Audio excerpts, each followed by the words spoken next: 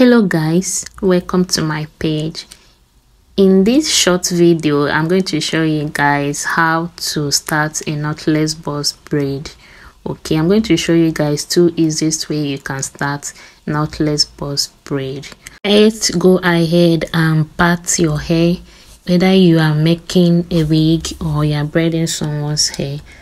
Is the same process. After parting, apply your hair wax. I don't like applying much hair wax. Okay, apply your hair wax and make sure your parting is very neat and very clear.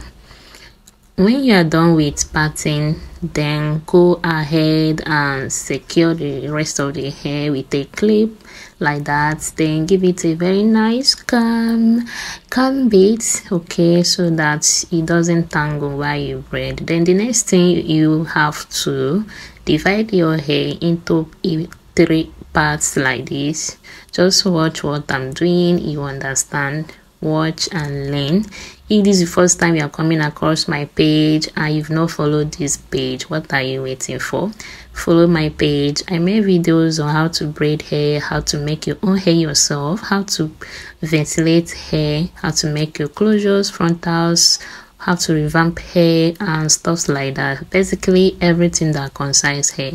If you are not following my page, go ahead and give my page a follow, because you have a lot to learn from my page. So that's the first way to do that. And then this is the second way you can start your knotless boss braid from the base. Like I said, you can equally use this when you are making someone's hair or when you are braiding a wig. As you can see, I'm actually braiding a wig for a client. All right, so I say let me use this opportunity and show you guys how to 2 different ways you can start a knotless boss braid from the base. Okay, this is the 2 easiest way you can do that. So go ahead and separate your hair into 3 like that, and then you divide your hair into 3. You start braiding. Please make sure the base is tight, but not too much tight, especially when you are braiding someone, so the person will not end up having headache when you are done with the whole process. So go ahead and braid 2 times like that. So, or you can as well braid once, but for when I'm making wigs, I go ahead, I do that twice. But if you are braiding someone, so you can do it just once.